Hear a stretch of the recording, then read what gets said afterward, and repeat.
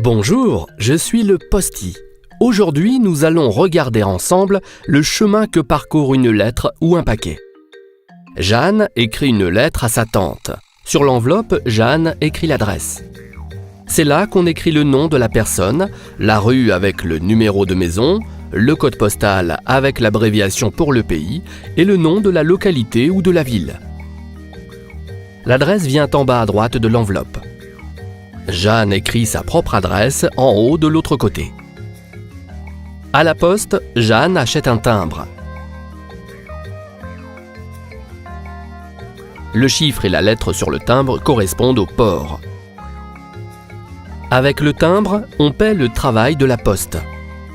Il existe aussi des enveloppes sur lesquelles le timbre est déjà imprimé.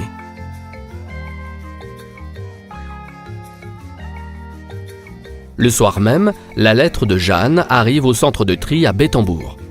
Ici est rassemblé le courrier de tous les bureaux de poste et de toutes les boîtes postales du Luxembourg et aussi le courrier venant d'autres pays pour des personnes vivant au Luxembourg. Chaque jour, 1 demi-million de lettres et de paquets arrivent à Bettembourg. Au centre de tri, les lettres passent en premier sur une machine spéciale. Là, les timbres sont contrôlés et marqués d'un tampon, puis l'enveloppe est retournée jusqu'à ce que l'adresse apparaisse au-dessus. Les lettres avancent sur un long tapis jusqu'à une petite caméra. Cette caméra lit l'adresse et la compare à des informations stockées dans un ordinateur. La machine peut lire 12 adresses par seconde, cela va très vite. Les écritures illisibles ou les adresses incomplètes ou les grandes enveloppes et paquets vont être traitées séparément à la main. En fonction de leur destination, les lettres continuent sur le tapis et sont dirigées vers leur boîte, par exemple vers la boîte pour poste au centre-ville de Luxembourg.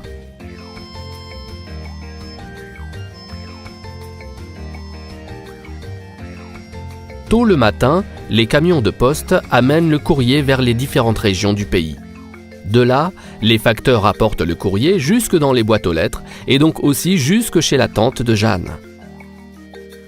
Quand on veut envoyer un paquet, c'est presque la même chose. Devant vient l'adresse. Pour savoir quel timbre mettre, cela dépend de la taille et du poids, mais aussi de quelle distance le paquet doit parcourir. Pour cela, il y a dans les grands bureaux de poste des machines appelées self-post, où l'on peut acheter le timbre adéquat. Le paquet vient le soir aussi au centre de tri de Bettembourg. Le paquet est contrôlé et trié à la main. Le lendemain, comme la lettre, le paquet est distribué dans la boîte aux lettres. Maintenant, tu connais le chemin que parcourt une lettre ou un paquet de son expéditeur, celui qui envoie, à son destinataire, celui qui reçoit. Si tu as encore des questions, n'hésite pas à écrire une lettre au Posti. Voici son adresse.